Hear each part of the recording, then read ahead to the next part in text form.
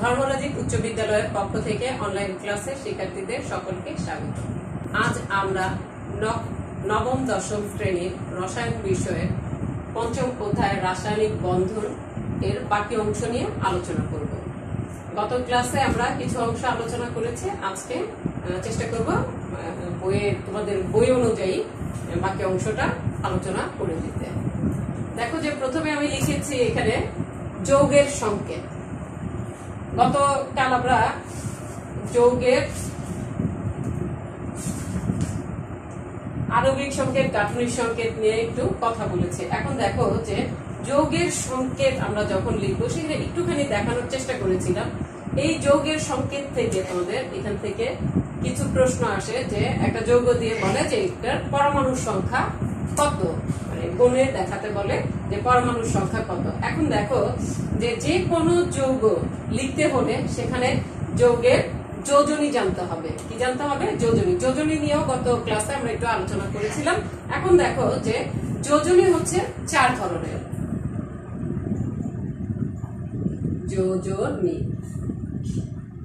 যোজনী হচ্ছে 4 প্রকার। দেখো যে প্রথমে লিখবো আমরা সর্বোচ্চ যোজনী।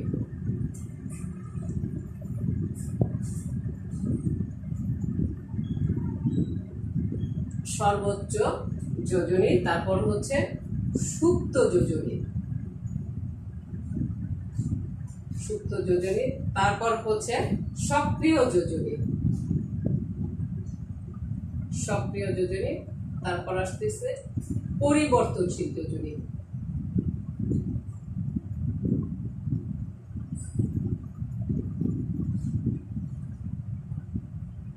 যোজনী।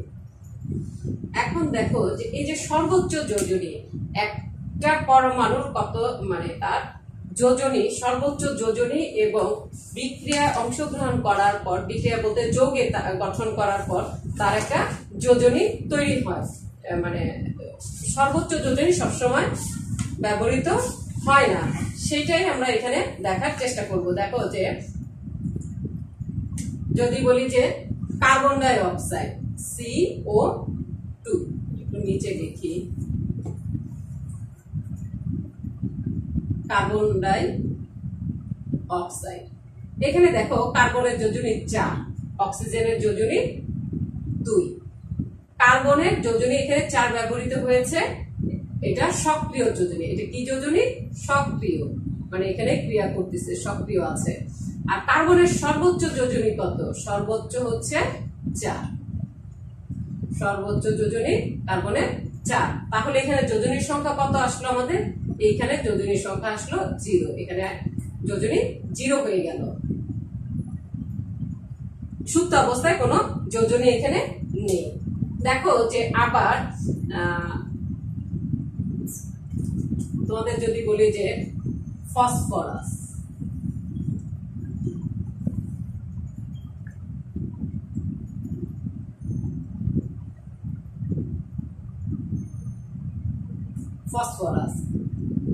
ফসফরাসের ক্ষেত্রে দেখা যায়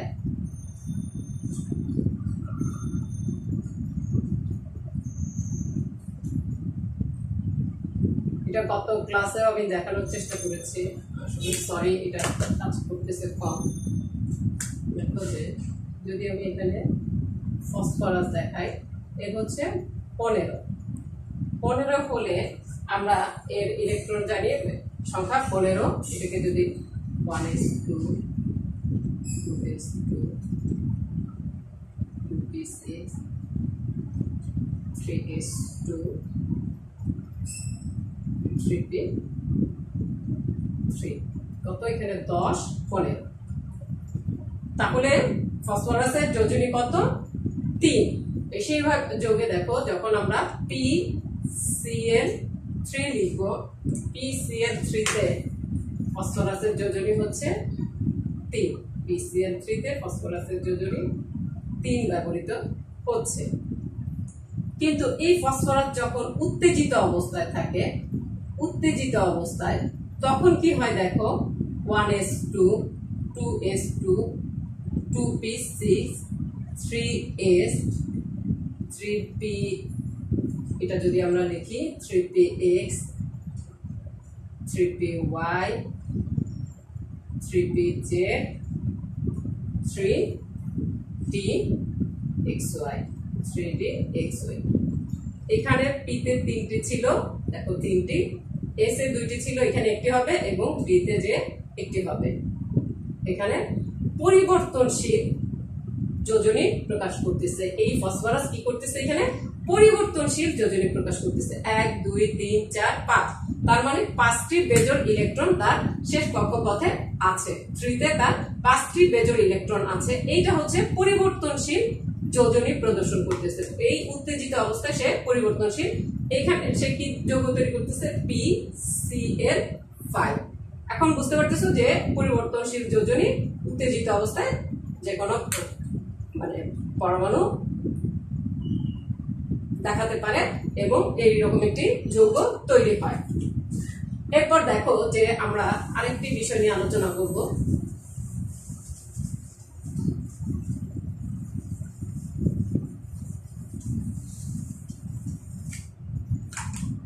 আমি একটি যৌগ লেখার চেষ্টা করি। দেখো যে এখানে জিঙ্ক ফসফেট যদি লিখি ZN3PO4O2, এটা কেন হলো? আমরা কিন্তু যৌগের সংকেত বলতেছি। যখন আমরা জানি জিঙ্কে যোজনী 2 এবং এরপর PO4, এটা একটি কি পড়েছিলাম আমরা? এটা আমরা পড়েছিলাম যৌগমূলক। PO4 আমরা যৌগমূলক পড়েছিলাম। দেখো যে এর যোজনী 3, এর যোজনী কত? 3, এটা প্লাস। আচ্ছা দেখো এই যে জিঙ্কের যোজনীটা কোথায় আসবে? এটা নিচে আসবে এবং এটার যোজনীটা কোথায় যাবে?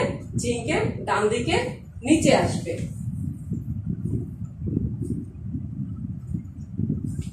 আচ্ছা দেখো এই যৌগটার নাম হচ্ছে জিঙ্ক ফসফেট। এখন যদি বলা হয় যে এই যৌগের পরমাণুর সংখ্যা নির্ণয় করো, এই যৌগের পরমাণুর সংখ্যা নির্ণয় করো, তখন তুমি কিভাবে করবা?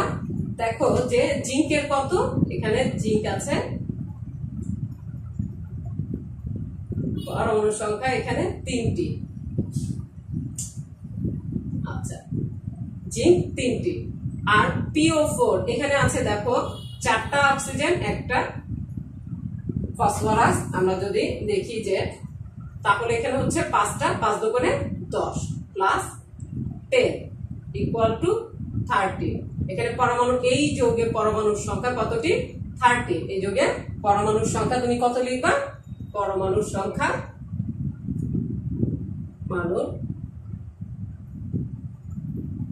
সংখ্যা 30। তারপরে দেখো যে আমরা আরো একটি যৌগ লিখে দেখাতে পারি।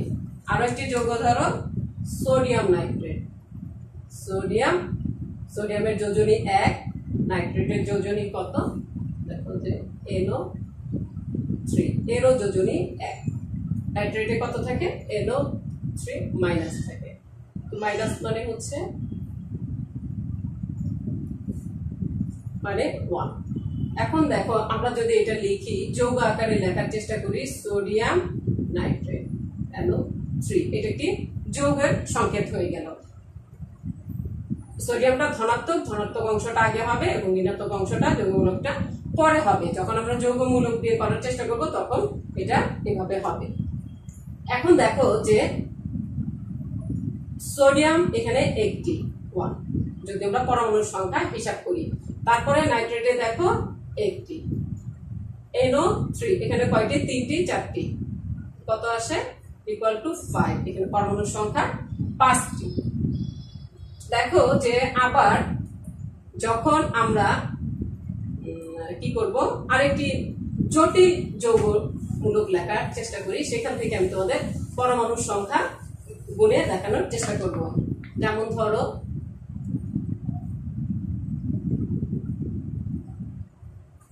Potassium ferrous cyanide CN6। দেখো এটি একটি জটিল যৌগমূলক। এখন এখানে তুমি কি করবা, এখানে পরমাণু সংখ্যা কিভাবে দেখাবা। এখানে দেখো পটাশিয়ামের 3 প্লাস, এখানে আয়রন আছে একটি CN, এই যে CN সায়ানাইডে কার্বন এবং নাইট্রোজেন, তাহলে এখানে কয়টি, আয়রন একটি, আমরা 1 লিখব। তারপরে এখানে দেখো যে CN মানে দুইটা পরমাণু, তাই এখানে আছে 6, 2 আর 6 গুণ করলে হয় 12, টোটাল কত হবে 12, 13 আর এখানে হচ্ছে 3, তাহলে এখানে পরমাণু সংখ্যা কত, 16টি পরমাণু আছে। এই যৌগের মধ্যে কতটি পরমাণু আছে, 16টি পরমাণু আছে। এর আগে তোমাদের আমি যৌগের আগের ক্লাসে যৌগের সংকেত কিভাবে লিখতে হয় সেটা দেখিয়েছিলাম, কিন্তু এই জায়গাটা ওখানে স্লিপ করে গেছে যে এই যৌগের সংকেত থেকে যৌগটিতে কতটি পরমাণু মানে পরমাণুর সংখ্যা কিভাবে নির্ণয় করব সেটা বের করা। এবং দেখো যে যোজনী 4 প্রকার, সর্বোচ্চ যোজনী, সুপ্ত যোজনী, সক্রিয় যোজনী, পরিবর্তনশীল যোজনী। পরিবর্তনশীল যোজনীতে আমরা একটি উদাহরণ দিয়ে দেখাইছি কিভাবে পরিবর্তনশীল যোজনী হয়। সক্রিয় যোজনী যে যোজনীটা যৌগটার মধ্যে অংশগ্রহণ করতেছে, যে যোজনীটা এখানে কাজ করতেছে, আমরা কার্বন ডাই অক্সাইড দিয়ে দেখাইছি। কার্বনের ডাই অক্সাইডের মধ্যে কার্বনের সর্বোচ্চ যোজনী 4 এবং সক্রিয়ভাবে আছে 4। সুপ্ত যোজনী হচ্ছে একটা মৌলের, যেমন যে যোজনীটা সর্বোচ্চ যে যোজনী থাকে তার চেয়ে যদি কম যোজনী যুক্ত হয় তাহলে সেটা বাকি যা থাকবে সর্বোচ্চ থেকে সক্রিয়টা বাদ দিলে আসবে সুপ্ত। সুপ্ত যোজনীটা বের করতে হয় সর্বোচ্চ যোজনী, সর্বোচ্চ বিয়োগ সক্রিয়, এটা দিয়ে হয় কি বের করা যায়, সুপ্ত যোজনী, যে যোজনীটা সুপ্ত আকারে আছে। আশা করি শিক্ষার্থীরা তোমরা এই যৌগের সংকেত থেকে কিভাবে পরমাণুর সংখ্যা নির্ণয় করতে হয় সেটা বুঝতে পারছো। এবং একটা যৌগের মধ্যে সর্বোচ্চ যোজনী থাকলে মানে যৌগ থেকে কিভাবে সুপ্ত যোজনী বের করা যায় এবং পরিবর্তনশীল যোজনীর উদাহরণটা তোমরা বুঝতে পেরেছো।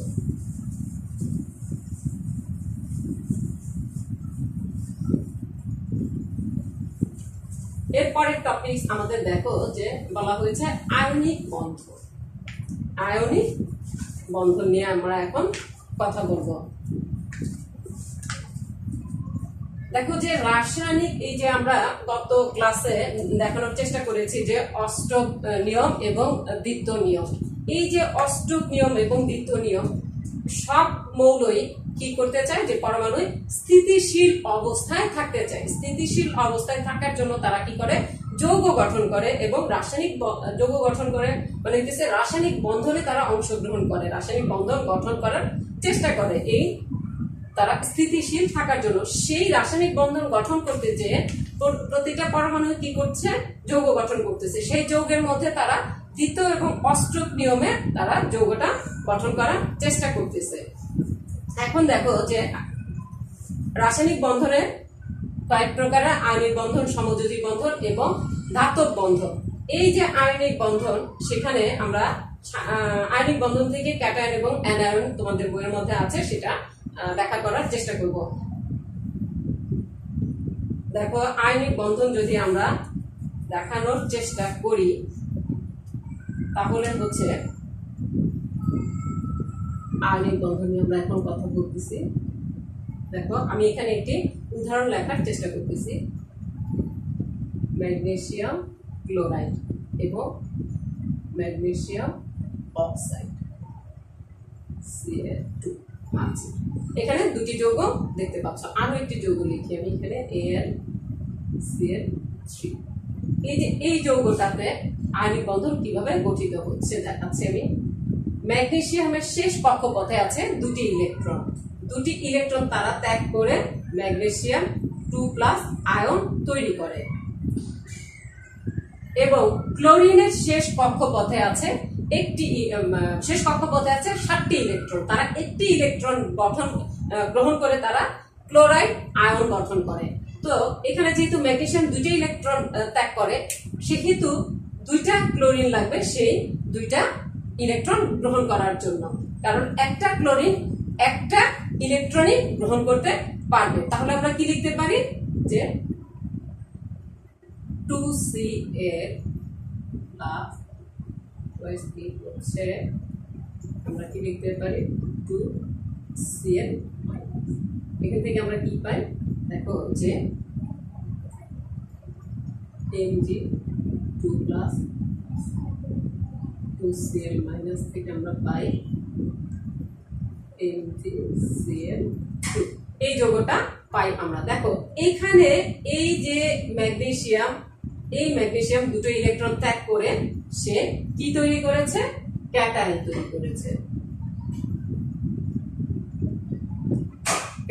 তৈরি করেছে এবং ক্লোরিন দুটি ইলেকট্রন গ্রহণ করে এটা কি হয়েছে ইলেকট্রন গ্রহণ করার ফলে সে কি তৈরি করেছে অ্যানায়ন হয়েছে।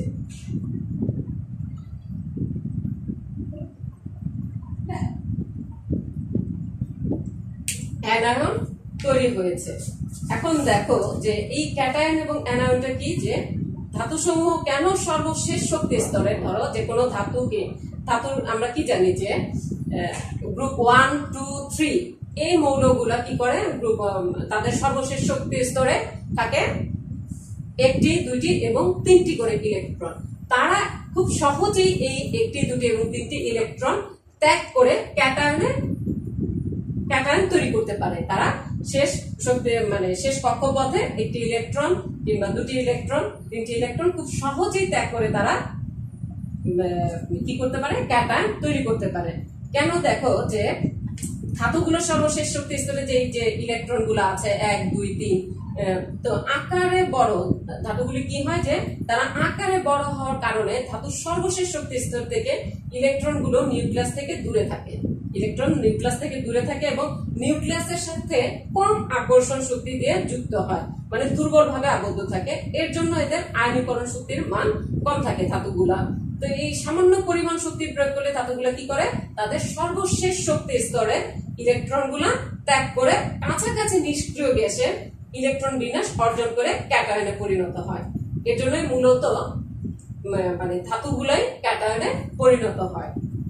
তাহলে বুঝতে পারা যে ম্যাগনেসিয়াম একটি ধাতু সে খুব সহজেই দুটো ইলেকট্রন ত্যাগ করে ক্যাটায়নে পরিণত হতে পারে। আচ্ছা অ্যানায়নের ক্ষেত্রে দেখো যে মানে অধাতুগুলা ক্যাটায়ন তৈরি করে না। ক্লোরিন এখানে ক্লোরাইড আয়ন হয়েছে ক্লোরিন একটি অধাতু। এদের সর্বশেষ শক্তি স্তরে দেখা যায় যে অধাতুগুলো আছে পর্যায় সারণীর মধ্যে সেখানে তাদের সাধারণত দেখা যায় সর্বশেষ শক্তি স্তরে 5টি 6টি এবং 7টি ইলেকট্রন থাকে।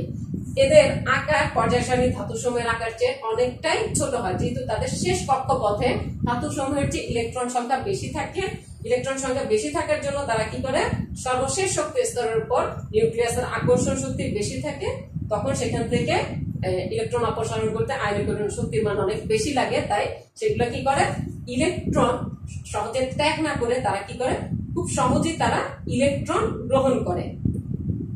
তারা সর্বশেষ শক্তি স্তরে একটি দুটি বা তিনটি ইলেকট্রন গ্রহণ করে অষ্টক পূর্ণ করে এবং নিষ্ক্রিয় গ্যাসের স্থিতিশীল ইলেকট্রন বিন্যাস অর্জন করে এবং এদের ইলেকট্রন আসক্তির মান তার জন্য বেশি থাকে। তাহলে বুঝতেই পারতেছো যে কেন অধাতুগুলা অ্যানায়ন তৈরি করে। এভাবে অধাতুগুলা অ্যানায়ন তৈরি করে ইলেকট্রন গ্রহণ করে এবং ধাতুগুলা কি করে সহজে ইলেকট্রন ত্যাগ করে ক্যাটায়ন তৈরি করে।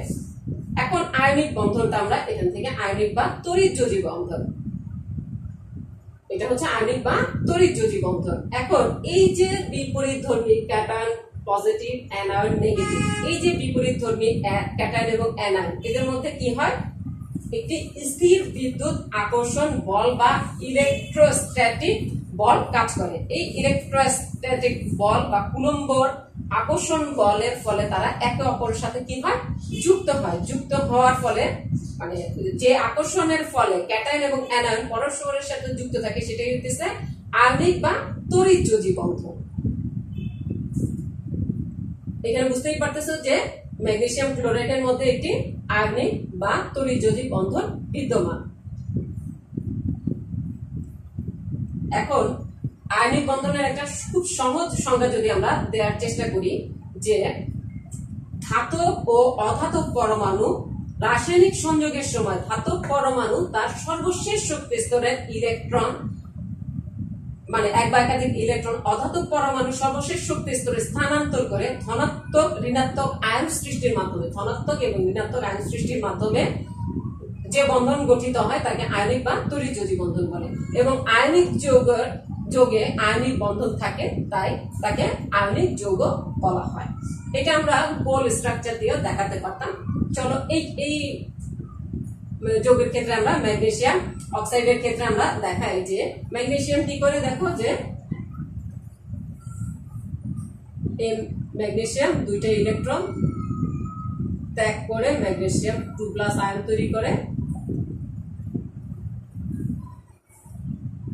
এবং অক্সিজেন দুইটা ইলেকট্রন গ্রহণ করে, অক্সিজেন কি করে, দুইটা ইলেকট্রন গ্রহণ করে অ্যানায়ন হয়। তখন কি হয় দেখো যে Mg2+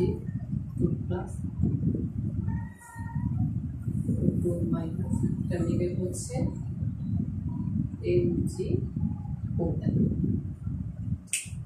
MgO। আচ্ছা, এখন অ্যালুমিনিয়াম ক্লোরাইডের ক্ষেত্রে আমরা কি দেখতে পাই, দেখো যে যেমন অ্যালুমিনিয়াম ক্লোরাইড গ্রুপ 1, 2 এর মৌল না হওয়ার পরও আয়নিক বন্ধন তৈরি করে। এটা একটি ব্যতিক্রম, এটা একটি ব্যতিক্রম, যে কোনো নিয়মেরই একটি দুই একটা ব্যতিক্রম থাকে। দেখো অ্যালুমিনিয়ামের ক্ষেত্রে আমরা কি করতে পারি, অ্যালুমিনিয়াম তিনটা তার সর্বশেষ শক্তি স্তরে 3টা ইলেকট্রন সে ত্যাগ করে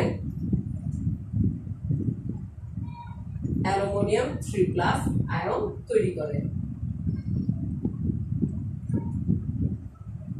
এবং ক্লোরাইড দেখো যে তাহলে ক্লোরাইড কয়টি লাগবে, ক্লোরিন এখানে 3টি লাগবে, কারণ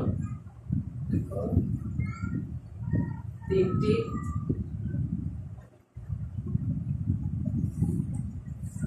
ক্লোরিন একটি করে ইলেকট্রন গ্রহণ করতে পারে, তার জন্য তার কি লাগবে, 3টি ক্লোরিন লাগবে।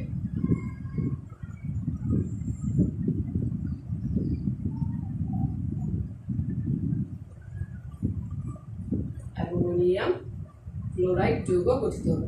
এটা হচ্ছে টোটাল আয়নিক বন্ধন আমরা দেখানোর চেষ্টা করলাম। তোমরা গোল গোল দিয়েও দেখাতে পারো যে আয়নিক বন্ধনগুলা যে গোল গোল দিয়ে এই যে ক্যাটায়ন এবং অ্যানায়ন হয়ে যে বন্ধনটা গঠন করে ওইভাবে আমরা দেখাতে পারবো। তোমাদের বইয়ে দেখানো আছে, আমি এভাবে দেখানোর চেষ্টা করলাম। তোমাদের বই দুইটাই আছে, এটাও আছে, গোল ডায়াগ্রাম দিয়েও আছে। এরপরে দেখো যে আয়নিক বন্ধনের মধ্যে কি আছে, স্থির বিদ্যুৎ আকর্ষণ, মানে আকর্ষণের মাধ্যমে এই বন্ধন গঠিত হয় বলে এই বন্ধনটা কি খুবই শক্তিশালী একটি বন্ধন। এখন চলো আমরা যদি পরেরটা পড়ার চেষ্টা করি। আমরা আমাদের পরে আছে সমযোজী বন্ধন।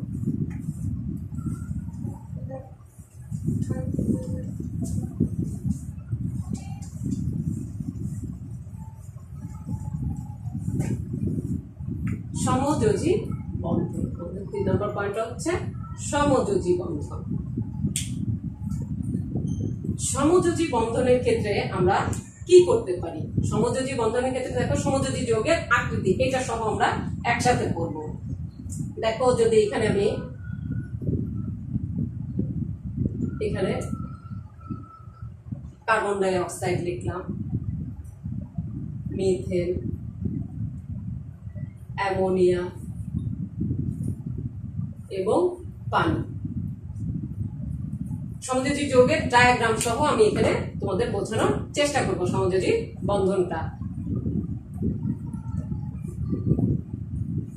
দেখো এরা কি করে, সমযোজী বন্ধনের ক্ষেত্রে যে সকল যৌগ মানে যৌগে মৌল সমূহের ইলেকট্রন শেয়ার করার ফলে বন্ধন গঠিত হয় সেটা হচ্ছে সমযোজী বন্ধন। সমযোজী বন্ধনে দেখো যদি আমি এখানে দেখানোর চেষ্টা করি কার্বন ডাই অক্সাইড, এই যে কার্বন ডাই অক্সাইড CO2, এই কার্বন ডাই অক্সাইড। এখন দেখো তারপরে যদি আমি দেখানোর চেষ্টা করি যে মিথেন, মিথেনটা যদি এর ডায়াগ্রামটা আঁকার চেষ্টা করি, মিথেন হচ্ছে কার্বনের যোজনী 4, সে 4টা হাইড্রোজেনকে ধরতে পারবে, এটা হচ্ছে মিট। তারপরে অ্যামোনিয়ার ক্ষেত্রে দেখো যে অ্যামোনিয়া যদি আঁকি, অ্যামোনিয়া আঁকি। তারপরে পানির ক্ষেত্রে দেখো যে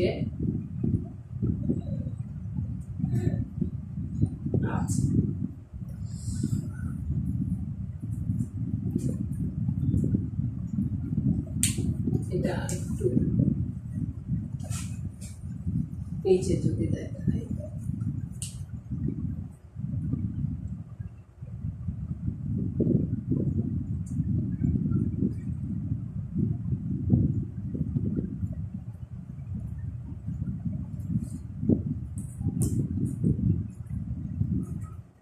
দেখো এই যে এই গঠনটা হচ্ছে চতুস্তলকীয়, চতুস্থলকীয়।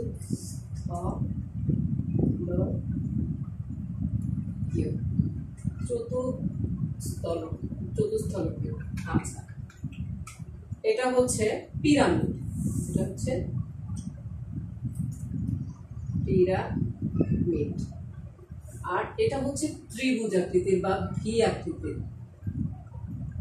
ত্রিভুজ আকৃতির। এটা হচ্ছে সরল রৈখিক।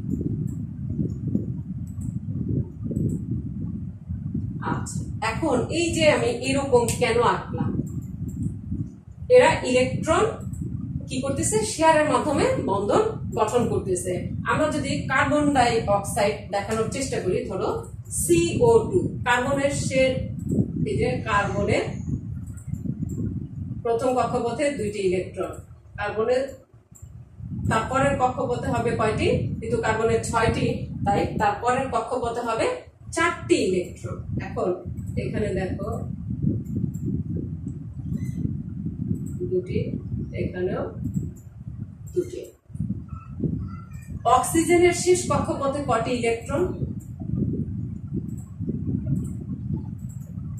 অক্সিজেনের দেখো যে অক্সিজেনের এটা নিউক্লিয়াস, প্রথম কক্ষপথে 2টি, শেষ কক্ষপথে হচ্ছে তার, যেহেতু অক্সিজেন 8 থাকে 6টি থাকলে দেখো যে এই 2টি, এই 2টি, এই 2টি, আর এখানে 2টি, এখানে 2টি,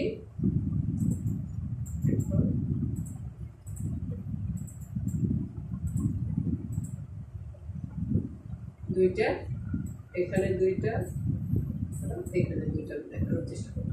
দেখো যে কার্বনের এখন এই যে এই বন্ধনটাতে কি বুঝতে পারতেছো, যে কার্বনের এখানে 2টি ছিল, কার্বনের শেষ কক্ষপথে দেখো এখন কয়টি আছে, 2টি, এখানে 4, এখানে 4, 8টি, শেষ কক্ষপথে 8টি। অক্সিজেনের দেখো এই 2 2 2 2 4, এখানে 4টি। এই অক্সিজেনের ক্ষেত্রে তার মানে তাদের শেষ কক্ষপথে 8টি অষ্টক নিয়মে অষ্টক পূরণ হয়ে গিয়েছে। দেখো যে এখানে আরো একটি বিষয় আছে, সেটা হচ্ছে আমরা যদি এটা এইভাবে দেখানোর চেষ্টা করি, কার্বন এর ইলেকট্রন দেখো কি করতেছে, এখানে অক্সিজেন, এখানে অক্সিজেন। আচ্ছা, এর 2টা ইলেকট্রন, এই 2টা ইলেকট্রন, এর 2টা, এর 2টা, এখানে, এখানে দেখো এর লং পেয়ার 2টা, মানে বন্ধন গঠন করেনি এরকম 2 জন, এখানেও বন্ধন গঠন করেনি 2 জন ইলেকট্রন রয়েছে। যে ইলেকট্রন বন্ধন গঠন করে না তাদেরকে আমরা কি বলি, মুক্ত জোড় ইলেকট্রন। এই যে lone pair and bond pair এবং লুইস ডায়াগ্রাম, এই 2টা বিষয় আমরা একসাথে করব। এখান থেকে আমি দেখানোর চেষ্টা করি, দেখো যে এই যে এই একটি বন্ধন, এই আরেকটি বন্ধন, এই একটি বন্ধন, এই আরেকটি বন্ধন। তাহলে এখানে দেখো যে আমাদের মুক্ত জোড় ইলেকট্রন কতটি আছে, বন্ধন জোড় ইলেকট্রন কতটি আছে, বন্ধন জোড় 1 2 3 4, 4টি, বন্ধন জোড় 4টি। তার মানে এখানে ইলেকট্রন কয়টি আছে, 8টি।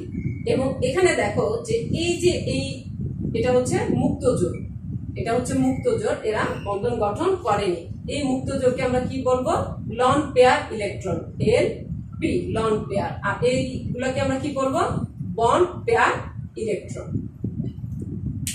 দেখো যে কার্বনের যখন আমরা বন্ধন দেখাই এখানে দুটি, কারণ হচ্ছে দেখো যে এই একটা বন্ধনে দুটো ইলেকট্রন, প্রতিটা বন্ধনে দুটো ইলেকট্রন করে, তার মানে 4টি বন্ধন। এখানে 4টি বন্ধন, বুঝতেই পারতেছো যে কার্বনের এখানে দুটি ইলেকট্রন, অক্সিজেনের দুটি ইলেকট্রনের সাথে, কার্বনের এখানে দুটি ইলেকট্রন, অক্সিজেনের এখানে দুটি ইলেকট্রনের সাথে বন্ধন গঠন করেছে। কার্বনের সর্বোচ্চ যোজনী 4, এখানে দেখো 4টি, এবং অক্সিজেনের যোজনী 2 এবং 2টি এখানে দেখানো হয়েছে।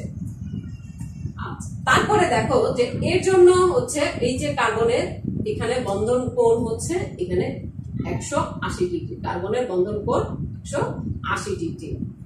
তার জন্য এটা আকৃতি হচ্ছে সরল রৈখিক, এটা সমযোজী বন্ধনে। দেখো যে বন্ধনে ইলেকট্রন গুলো ত্যাগ করেনি, বরং দুই পরমাণুই কি করেছে, তারা সমানভাবে শেয়ার করেছে। তারপরে দেখো যে এখানে আমি মিথেন দেখানোর চেষ্টা করছি। মিথেনের আকৃতি চতুস্তলকীয়। কেন মিথেনের আকৃতি চতুস্তলকীয়? কারণ মিথেন এখানে দেখো যে এখানে 109 ডিগ্রি কোণ উৎপন্ন করে, 109 ডিগ্রি কোণ উৎপন্ন করবে, 109 ডিগ্রি কোণ উৎপন্ন করে। দেখো যে অ্যামোনিয়ার ক্ষেত্রে কি হচ্ছে, এখানে 107 ডিগ্রি কোণ উৎপন্ন করতেছে, 107 ডিগ্রি কোণ। এবং পানির ক্ষেত্রে দেখো যে এখানে 105 ডিগ্রি কোণ উৎপন্ন করতেছে।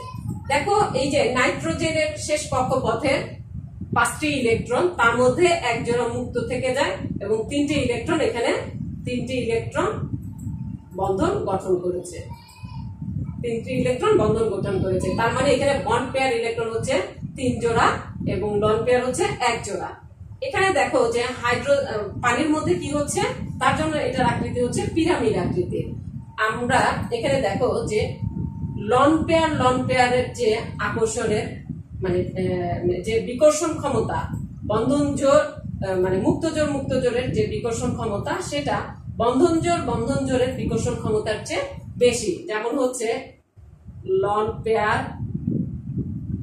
পেয়ারের বিকর্ষণ, লন পেয়ারের বিকর্ষণ হচ্ছে এটার ক্ষমতা বন্ড পেয়ারের বিকর্ষণ ক্ষমতার চেয়ে এটার ক্ষমতা বেশি। তাই এই যে এই বন্ধন, এখানে কার্বনের 4টি যোজনী ব্যবহৃত হয়েছে, নাইট্রোজেনের 3টি যোজনী ব্যবহৃত হয়েছে। দেখো এখানে 1 জোড়া মুক্ত জোড় মানে লন পেয়ার ইলেকট্রন আছে, এবং পানির ক্ষেত্রে অক্সিজেনের 2টা ইলেকট্রন, এই যে মুক্ত জোড় ইলেকট্রন 2 জোড়া মানে 4টি ইলেকট্রন এখানে বিক্রিয়ায় অংশগ্রহণ করেনি।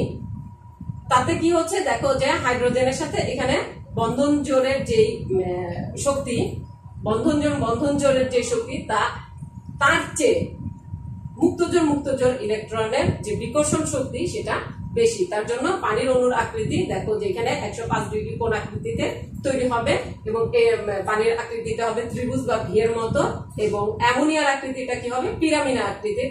তাদের কোণের পরিমাণ হচ্ছে দেখো 107 ডিগ্রি এখানে হবে। কার্বনের ক্ষেত্রে মানে মিথেনের ক্ষেত্রে এটা কখনোই 4 দিকে এরকম হবে না, মিথেনের ধরো এরকম হবে না, মিথেনের গঠনটা এরকম চতুস্তলকীয় পিরামিডের মতো, মানে চতুস্তলকীয় হবে, এরকম টাইপের হবে। আর অ্যামোনিয়াটা হবে এরকম পিরামিড আকৃতির। এরা সবাই কি করবে, ইলেকট্রন আদান প্রদানের মাধ্যমে, মানে ইলেকট্রন আদান প্রদান না, সরি শেয়ারের মাধ্যমে তারা বন্ধন গঠন করবে। যদি আমি পানিরটা দেখানোর চেষ্টা করি তোমাদের এরকম ডায়াগ্রাম দিয়ে, দেখো যে অক্সিজেনের ধরো এটা অক্সিজেনের নিউক্লিয়াস, প্রথম কক্ষপথে 2টি, শেষ কক্ষপথে অক্সিজেনের ইলেকট্রন থাকে কয়টি, যেহেতু অক্সিজেনের 8, তাহলে 2 4 5 6 7 এই 8। এখন এটা যখন হাইড্রোজেনের সাথে যুক্ত হবে, হাইড্রোজেনের কক্ষপথে মাত্র ইলেকট্রন থাকেই একটি, সেটা এখানে শেয়ারের মাধ্যমে যুক্ত হবে। হাইড্রোজেন দ্বিত্ব পূরণ করেছে, দেখো এখানে অক্সিজেনের একটি ছিল এবং হাইড্রোজেনের একটি, হাইড্রোজেন দ্বিত্ব পূরণ করেছে এবং অক্সিজেন কি করেছে, অষ্টক পূরণ করেছে। এটা অষ্টক পূরণ করেছে এবং এটা দ্বিত্ব পূরণ করেছে। যদি আমরা অষ্টকের নিয়মের চেয়ে দ্বিত্ব নিয়মটা বেশি মানে স্থিতিশীল, এটা দিয়ে ব্যাখ্যা করতে, এখানে 4টি দ্বিত্ব হয়েছে, 4 জোড়া মানে ইলেকট্রন আছে। দেখো যে এখন দেখো এখানে 2টি করে এই যে মুক্ত জোড় ইলেকট্রন রয়ে গেছে এবং 2টি বন্ধন জোড় ইলেকট্রন আছে, বন্ধন জোড় ইলেকট্রন আছে। তো এই যে এই বন্ধন জোড়ের ইলেকট্রনের যে শক্তিটা, সেটা মানে এই বন্ধন জোড় ইলেকট্রনের যে বিকর্ষণ শক্তি তার চেয়ে এই মুক্ত জোড় ইলেকট্রনের বিকর্ষণ শক্তি বেশি। সমযোজী যৌগের এই যে দেখো যে এখানে আকৃতি আমি ডায়াগ্রাম এঁকে তোমাদের দেখানোর চেষ্টা করেছি। সমযোজী বন্ধনটা কিভাবে গঠিত হয়? 2টি পরমাণুর শেষ কক্ষপথে ইলেকট্রন শেয়ারের মাধ্যমে, শেয়ার করে তারা দুইজনেরই শেষ কক্ষপথে তারা সেই ইলেকট্রনটা থাকবে, তারা শেয়ার করবে, শেয়ার করে সমযোজী বন্ধন গঠন করবে।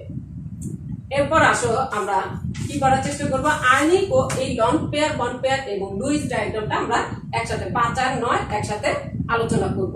এখন চলো আয়নিক ও সমযোজী যৌগের বৈশিষ্ট্য নিয়ে আমরা পড়ার চেষ্টা করি।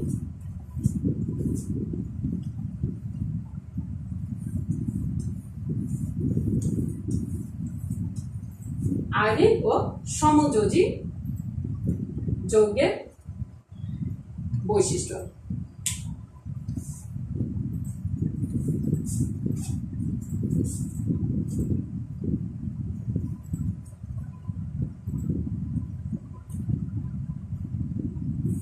আচ্ছা, আরেকটা বিষয় আমি বলি নেই, সমযোজী যৌগের মধ্যে কি করে, যেহেতু ইলেকট্রন শেয়ারের মাধ্যমে হয়, তারা কি দুর্বল ভ্যান ডার ওয়াল আকর্ষণ শক্তির মাধ্যমে যুক্ত হয়। আচ্ছা, এবার দেখো আমি তোমাদের আয়নিক ও সমযোজী যৌগের বৈশিষ্ট্য নিয়ে আমরা আলোচনা করতেছি। আয়নিক যৌগ যেহেতু ক্যাটায়ন এবং অ্যানায়নের মাধ্যমে গঠিত হয় এবং ক্যাটায়ন ও অ্যানায়নের মধ্যে যে আকর্ষণটা থাকে তা হচ্ছে স্থির বিদ্যুৎ আকর্ষণ বল। এটা কি হয়, একটু শক্তিশালী হয়। যেমন দেখো যে সোডিয়াম ক্লোরাইড এর স্ফুটনাঙ্ক এবং গলনাঙ্ক হচ্ছে 801 ডিগ্রি সেলসিয়াস এবং 1465 ডিগ্রি সেলসিয়াস। আর সমযোজী যৌগের মধ্যে কি হয় যে তারা যেহেতু দুর্বল ভ্যান ডার ওয়ালস বল দ্বারা গঠিত, এর জন্য এদের গলনাঙ্ক এবং স্ফুটনাঙ্ক কি হয়, কম হয়।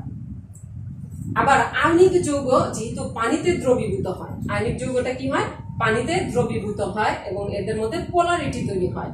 কিছু কিছু সমযোজী যৌগ পানিতে যেমন দ্রবীভূত হয়, যেমন গ্লুকোজ এবং চিনি। আয়নিক যৌগ দেখো যে বিদ্যুৎ পরিবহন করে। কিভাবে বিদ্যুৎ পরিবহন করে আমরা যদি একটু দেখি যে আয়নিক যৌগটা আগে আমরা পোলারিটি কিভাবে তৈরি হয়, যেমন পানি পোলার যৌগ, সবচেয়ে পোলার যৌগ হচ্ছে পানি। সেখানে কি হয় যে দেখো যে পানি যদি আমরা দেখি যে অক্সিজেন,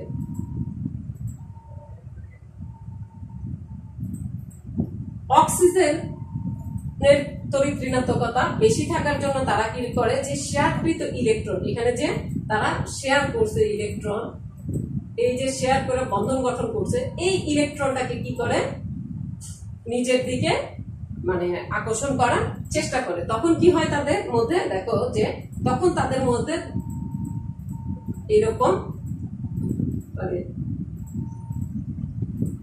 এরকম পোলারিটির সৃষ্টি হয়। তখন হাইড্রোজেনের মধ্যে দেখো যে ডেল প্লাস হয় এবং এটা আংশিক ঋণাত্মক, অক্সিজেনটা আংশিক ঋণাত্মক এবং হাইড্রোজেনটা আংশিক ধনাত্মক প্রান্ত যুক্ত হয়। এই আংশিক ধনাত্মক প্রান্ত যুক্ত হয়। পানি একটা দেখো যে এই যে পানির মধ্যে কি তৈরি হলো, পোলারিটি, এবং এটা একটি পোলার দ্রাবক পানি। এই পানির মধ্যে দেখো যে যেহেতু আয়নিক যৌগগুলো কি হয়, অ্যানায়ন এবং ক্যাটায়ন এবং অ্যানায়নের মাধ্যমে গঠিত হওয়াতে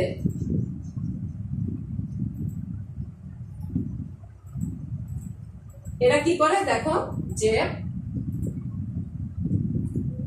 এখন কি করে, এই ধনাত্মক অংশটা এই ঋণাত্মক অংশকে আকর্ষণ করে, এটাকে আকর্ষণ করে। এভাবে তারা গঠন তৈরি করে এবং সকল আয়নিক যৌগ, বেশিরভাগ আয়নিক যৌগ কি করে যে পানিতে দ্রবীভূত হচ্ছে। এখন এই যে দ্রবীভূত হচ্ছে, যেমন ধরো সোডিয়াম ক্লোরাইড আমি দেখালাম যে সোডিয়াম ক্লোরাইডটা পানিতে দ্রবীভূত হচ্ছে। আর সমযোজী যৌগগুলো কি করে, যেহেতু তাদের মধ্যে মানে কোনো আয়ন তৈরি হয় না, এরকম ধনাত্মক এবং ঋণাত্মক কোনো কি বলে অ্যানায়ন এবং ক্যাটায়ন তৈরি হয় মানে নাই, এবং দুর্বল ভ্যান ডার ওয়ালস বল দ্বারা তারা যুক্ত, তাই পানিতে কি করে তারা কি বলে যে সংযোজী যৌগগুলা সেগুলো পানিতে দ্রবীভূত হয় না, যেমন সরিষার তেল, কেরোসিন, ন্যাপথলিন, এগুলো কি পানিতে দ্রবীভূত হয় না। কিছু কিছু আবার সমযোজী যৌগ আছে যেমন গ্লুকোজ, চিনি, অ্যালকোহল, এগুলো পানিতে দ্রবীভূত হয়। আবার কিছু ব্যতিক্রম মানে ছাড়া সকল আয়নিক যৌগগুলো কি হয় পানিতে দ্রবীভূত হয়।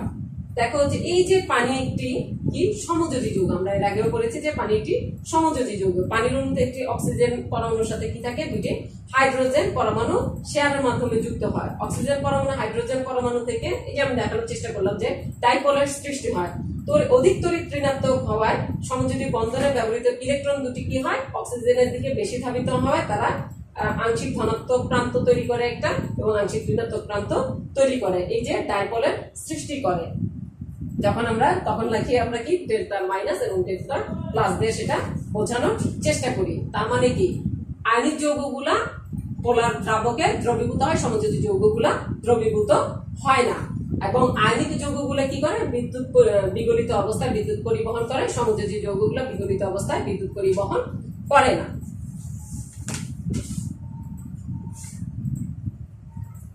এখন আসো কেলাস গঠন, আমাদের কেলাসের যে গঠন,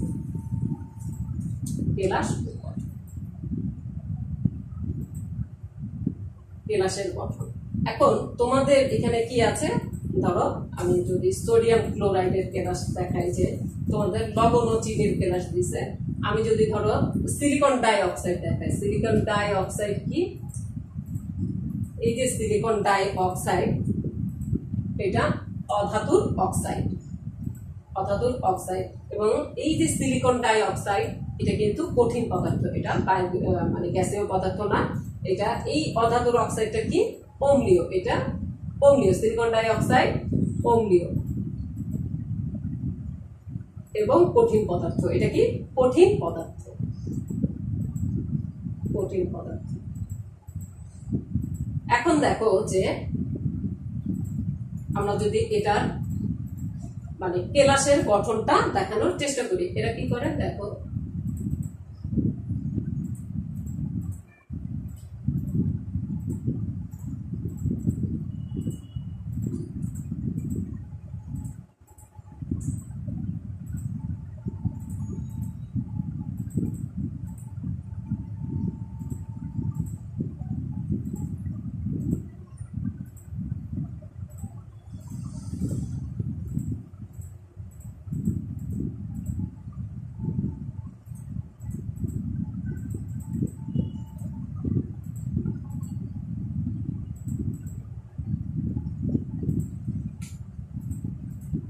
এভাবে বিশাল শিকল আকার তৈরি করে, এরা বিশাল শিকল আকার তৈরি করে। দেখো যে এখানে 2 4 সর্বক্ষেত্রে তাই।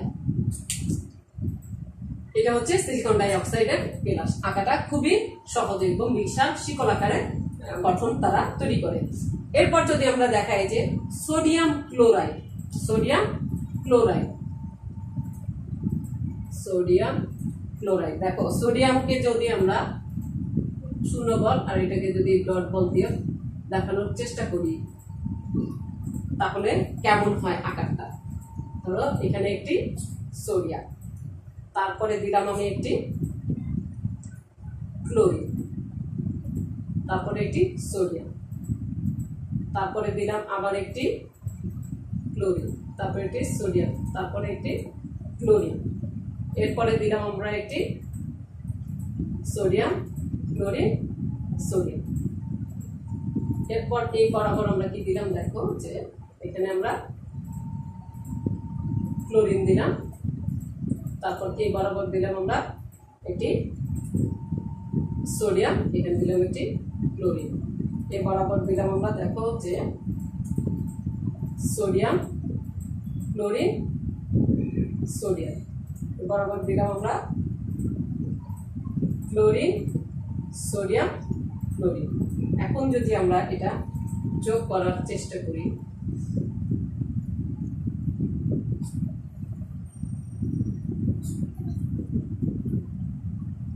যোগ করার চেষ্টা করি,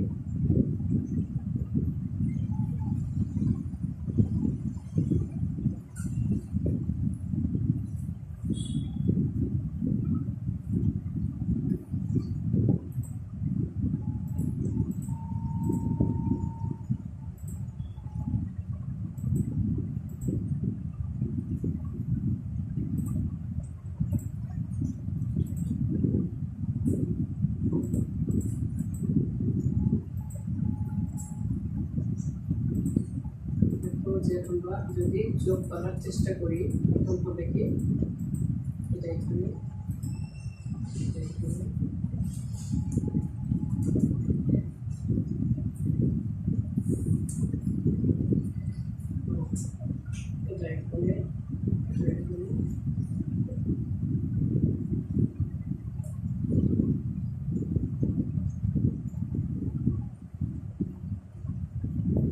এরকম একটি বন্ধন গঠন করা গঠিত হবে।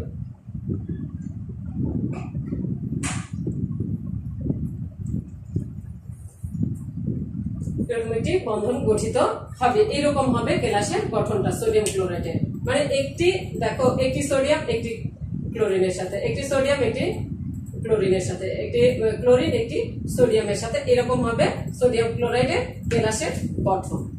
এরপর আসে আমাদের ধাতব বন্ধন। আসলে ধাতব বন্ধনটা আমাদের কি? ধাতু এবং ধাতুর মধ্যে যে বন্ধন গঠিত হয় সেটা হচ্ছে ধাতব বন্ধন। ধাতব বন্ধন এখন আমরা পড়ব। ধাতব বন্ধনের মধ্যে দেখো যে ধাতু এবং ধাতুর মধ্যে বন্ধন তৈরি করে। আমরা জানি কি, ধাতু যেই আমরা পর্যায় সারণী থেকে জানি যে ধাতব পরমাণুগুলা ইলেকট্রন বিন্যাস করলে সর্বশেষ শক্তি স্তরে 1, 2 বা 3টি ইলেকট্রন থাকে এবং এদের আকার পর্যায় সারণীতে অধাতব পরমাণুর চেয়ে আকার বড় হয় এবং এর জন্য তারা কি করে, নিউক্লিয়াসের প্রতি তাদের আকর্ষণ সর্বশেষ শক্তি স্তরের উপর কম থাকে। কম থাকার জন্য তারা কি করে, দেখো এই যে ধাতুর তারা ইলেকট্রন গুলা কি করতে পারে, ত্যাগ করতে পারে। ত্যাগ করার ফলে কি হয়, দেখো যে এই যে ধাতুগুলা থাকে সেগুলোর মধ্যে যেই ইলেকট্রন গুলা তারা সহজেই ত্যাগ করতে পারে, ধাতু ধাতুর মধ্যে যখন বন্ধন গঠিত হয় সেটা হচ্ছে ধাতব বন্ধন। আচ্ছা, এইগুলার ভেতরে ভেতরে এই যে ইলেকট্রন গুলা ঘুরতে থাকে, তখন কি মনে হয় ধাতুগুলা এই ইলেকট্রন সাগরের মধ্যে ভাসতেছে।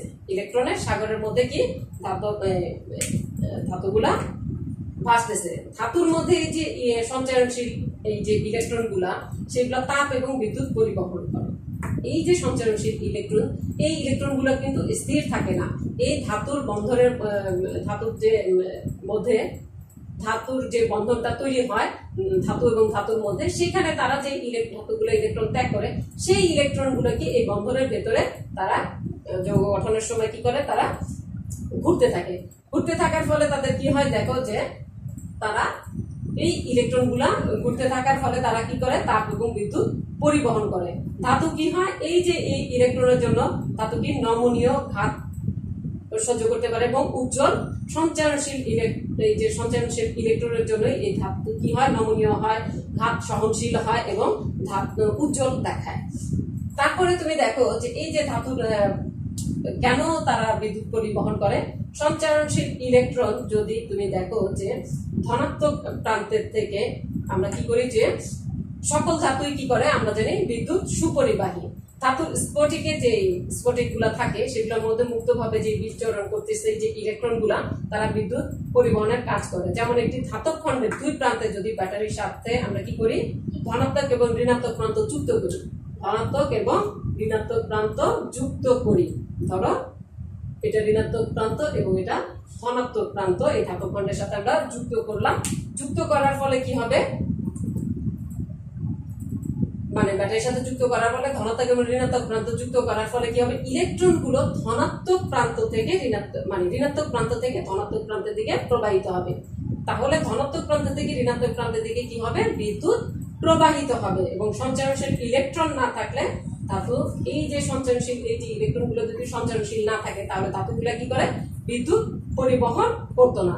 তাহলে ধাতু কি হয়, যে তাপ পরিবহন করে এবং সঞ্চারনশীল পরিবহন করে এই সঞ্চারনশীল ইলেকট্রনের জন্য। কেন, ধাতুর তৈরি যে কোনো একটি ধাতব পাতকে যদি আগুনের এক প্রান্ত আগুনের মধ্যে দাও, তাহলে দেখতে পাবো যে তারা অপর প্রান্ত খুব দ্রুত গতিতে গরম হয়ে যাচ্ছে। কেন গরম হয়ে যাচ্ছে, এই যে সঞ্চারনশীল ইলেকট্রন গুলার গতি তাপের জন্য বেড়ে যায় এবং তারা এই গতি বেড়ে যাওয়ার জন্য তারা এই ইলেকট্রন গুলো কি করে, অধিক তাপের প্রান্ত থেকে কম তাপের প্রান্তের দিকে যেতে থাকে এবং ধাতুর এক প্রান্ত থেকে অপর প্রান্তে পরিবহন ঘটে ইলেকট্রন গুলো। তখন কি হয়, তাপ এক প্রান্ত থেকে আরেক প্রান্তে চলে যায়।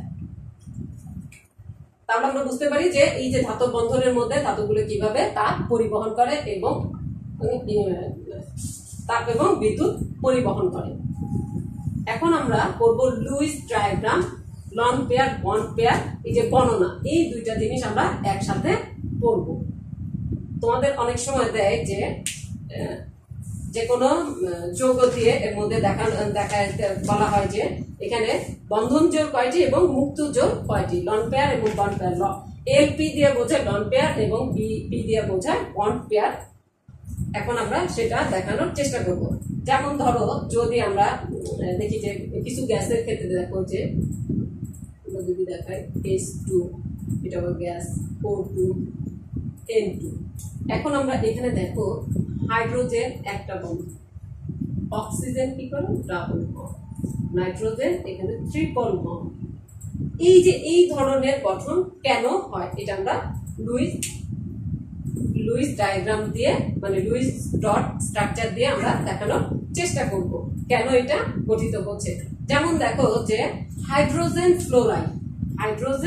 ফ্লোরাইড HF, এই যৌগটার ক্ষেত্রে আমরা এরকম লিখি, হাইড্রোজেন ফ্লোরাইড।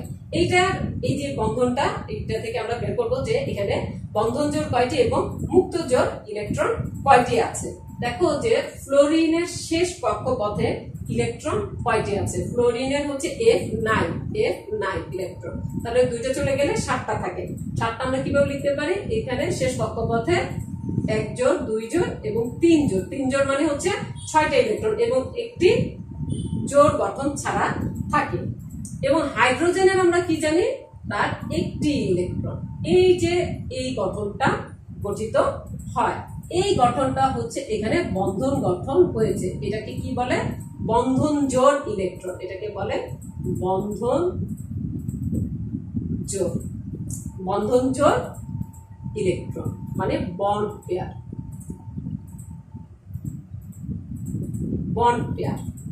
তাহলে দেখো যে এই যে হাইড্রোজেন, এই হাইড্রোজেনের কি পূরণ হয়েছে, এখানে হাইড্রোজেনের দ্বিত্ব পূরণ হয়েছে, ডুয়েট বা দ্বিত্ব পূরণ হয়েছে।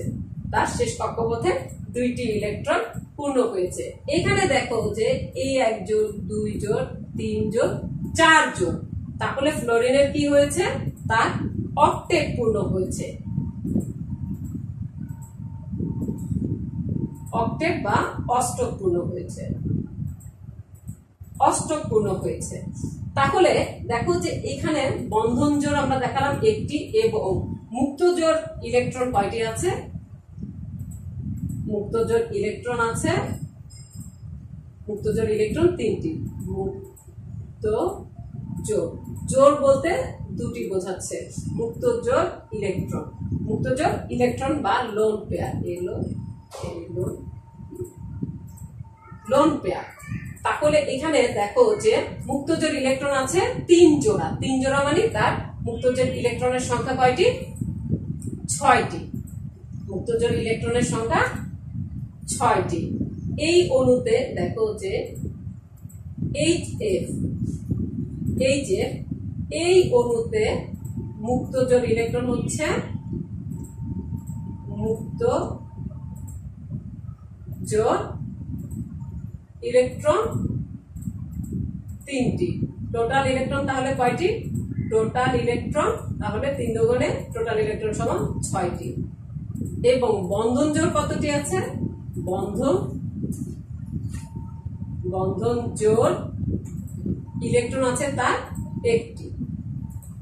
টোটাল ইলেকট্রন কয়টি? বন্ধন জোড়ে 2টি, একটি জোড়ে 2টি ইলেকট্রন। তাহলে আমরা খুব সহজেই বুঝতে পারলাম যে HF এই অণুতে আমাদের মুক্ত জোড় কয়টি এবং বন্ধন জোড় কয়টি। এটা যদি আমরা গোল ডায়াগ্রাম এঁকে দেখাই, যেমন ফ্লোরিন, এটার হচ্ছে তার নিউক্লিয়াস, এই যে প্রথম কক্ষপথে 2টি এবং এই কক্ষপথে আছে তার, দেখো যে 1 জোড়, 2 জোড়, 3 জোড় এবং আরো একটি ইলেকট্রন।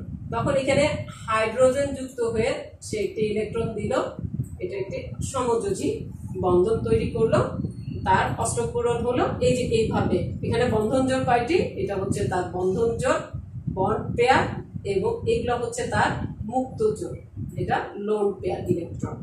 এই যে এইটা লোন পেয়ার, এটাও লোন পেয়ার। তাহলে লোন পেয়ার কয়টি?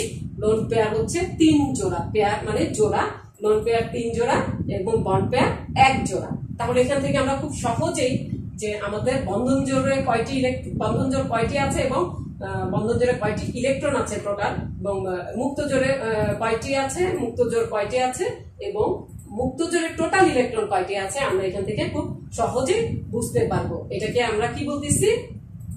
এই ডায়াগ্রামটাকে আমরা বলতেছি লুইস ডায়াগ্রাম। এখন আমরা এখানের এই যে 3টা যে গ্যাসীয় পদার্থ লিখেছি আমরা, সেটা নিয়ে আমরা এখন একটু আলোচনা করব। এই আলোচনা থেকে তোমরা খুব সহজেই বুঝতে পারবা যে কিভাবে মানে লুইস ডায়াগ্রাম দিয়ে তুমি বন্ধন জোড় এবং কি বলে মুক্ত জোড় ইলেকট্রন গণনা করতে পারবা। যেমন হাইড্রোজেন, এই যে এটা কেন একটি দাগ? হাইড্রোজেনে কেন একটি দাগ?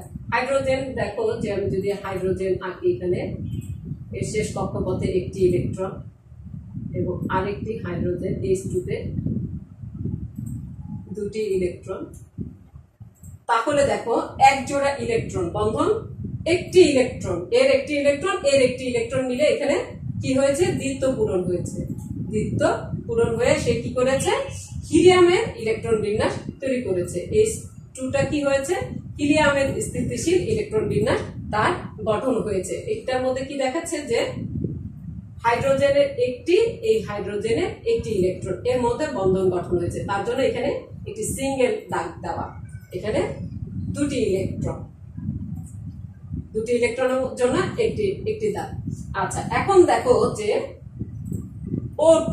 O2টা কিভাবে গঠিত হয়েছে। আমরা কি জানি? দেখো যে অক্সিজেনের ক্ষেত্রে, অক্সিজেনের শেষ কক্ষপথে, ধরো অক্সিজেনের নিউক্লিয়াস, প্রথম কক্ষে 2টি, শেষ কক্ষপথে তার যেহেতু 6টি ইলেকট্রন থাকে, 1 জোড়, 2 জোড়, এখানে 3 জোড়, 6টি হয়েছে। আচ্ছা, এখন দেখো যে যদি আরেকটি অক্সিজেন এখানে যুক্ত হয় তখন কি হবে? প্রথম কক্ষপথে 2টি, দ্বিতীয় কক্ষপথে দেখো এখানে 2টি, 4টি, 5টি, 6টি। তাহলে এখানে দেখো যে এখানে টোটাল ইলেকট্রন কয়টি? এখানে টোটাল ইলেকট্রন 4টি, আর এখানে ইলেকট্রন দেখো বন্ধন গঠন করেনি, এখানে ইলেকট্রন 4টি, এখানে বন্ধন গঠন করেনি, টোটাল ইলেকট্রন 4টি। তাহলে আমরা কি পাচ্ছি? যে তার বন্ড পেয়ার ইলেকট্রন হচ্ছে BP4, BP4। Lone pair electron তার কতটি? লোন পেয়ার ইলেকট্রন তার 8টি। এই যৌগে লোন পেয়ার ইলেকট্রন হচ্ছে টোটাল 8টি, লোন পেয়ার ইলেকট্রনের সংখ্যা হচ্ছে 8টি। তাহলে এখানে টোটাল ইলেকট্রন, বন্ড পেয়ারে হচ্ছে টোটাল ইলেকট্রন সমান 4, লোন পেয়ারে হচ্ছে টোটাল ইলেকট্রন, লোন পেয়ারে টোটাল ইলেকট্রন হচ্ছে তার 8টি। দেখো যে এখানে বন্ধন গঠন করছে 4টি ইলেকট্রন, তার মানে এই অক্সিজেনের দুইটা ইলেকট্রন, এই অক্সিজেনে দুইটা ইলেকট্রন, এই একটা বন্ধন, এই একটা বন্ধন, প্রতি বন্ধনে দুটি করে ইলেকট্রন মানে অংশগ্রহণ করেছে। তাই এখানে বন্ধন জোড় কয়টি? বন্ধন জোড় হচ্ছে দুইটি। দুই বন্ধন জোড়ে টোটাল ইলেকট্রন থাকবে 4টি, তাই এখানে দুটো তার। এখন নাইট্রোজেনের ক্ষেত্রে 3টা কেন তার আমরা যদি একটু বোঝার চেষ্টা করি। নাইট্রোজেনেরটা একটু দেখাই। নাইট্রোজেনে দেখো যে আমরা যদি এই একটি নাইট্রোজেনের 7 দুইটা শেষ কক্ষপথে থাকে তার কয়টি? যে শেষ কক্ষপথে থাকে তার 5টি। এখানে 2টি, 1 2 3। আচ্ছা, এখন দেখো অপর নাইট্রোজেনের কি হয়। এটা তার নিউক্লিয়াস এটা, এবং প্রথম স্তরের দুইটা।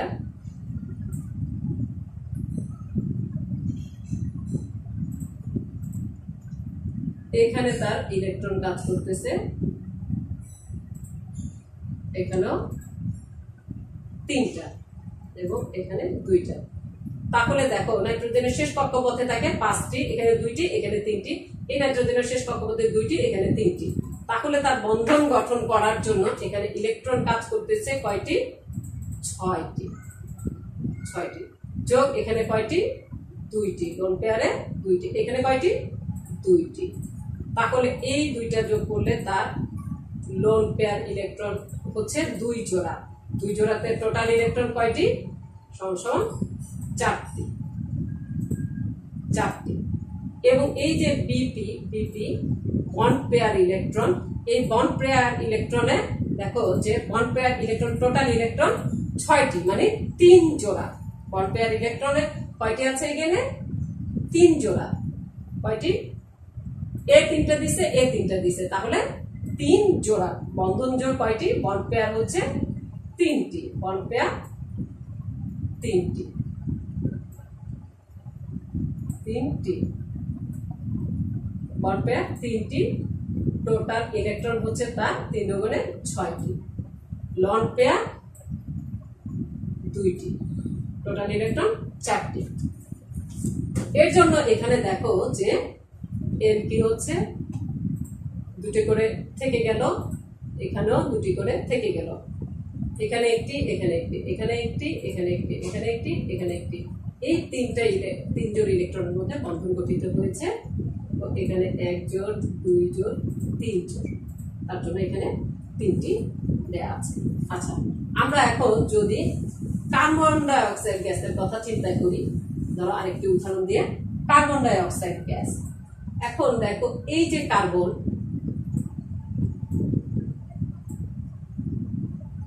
কার্বনের দেখো শেষ কক্ষপথে 4টি ইলেকট্রন থাকে। আচ্ছা, সে কি করলো? এই অক্সিজেনের শেষ কক্ষপথে 2টির সাথে যুক্ত হলো। 2টির সাথে যুক্ত হওয়ার পরে অক্সিজেনে আরো কয়টি থেকে যায়? 4টি।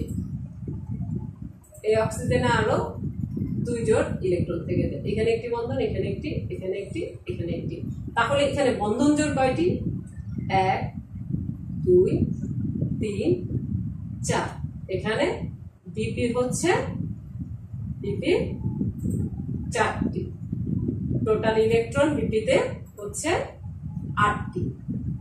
এবং মুক্ত জোড় কয়টি? 1 জোড়, 2 জোড়, 3 জোড়, 4 জোড়। লন পেয়ার হচ্ছে 4টি।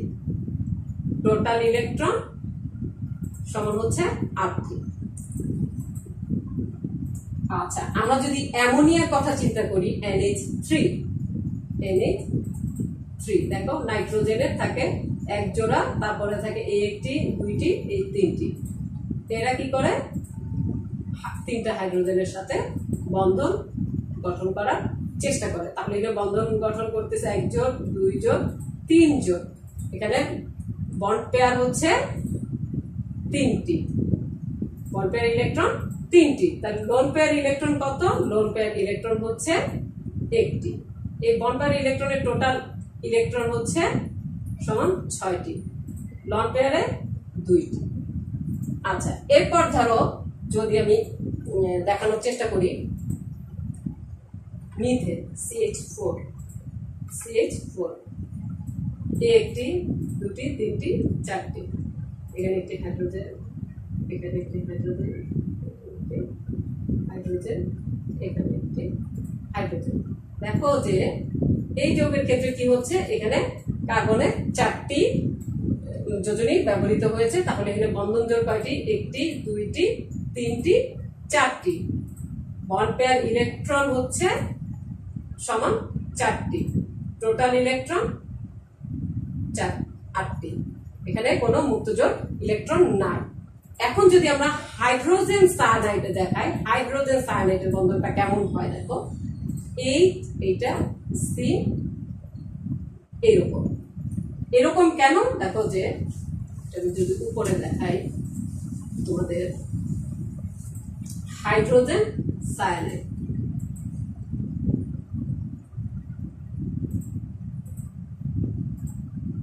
HCl, তাহলে এই যে হাইড্রোজেন সি, এই দেখো কার্বনের হচ্ছে একটি দুইটি তিনটি, আর এখানে একটি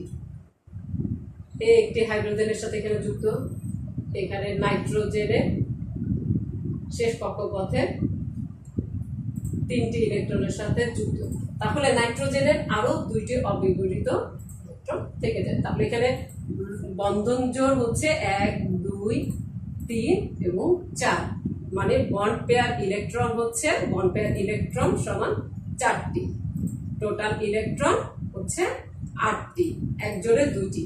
লন পেয়ার কয়টি, লন পেয়ার হচ্ছে দেখো লন পেয়ার ইলেকট্রন 1টি, টোটাল ইলেকট্রন এখানে 2টি।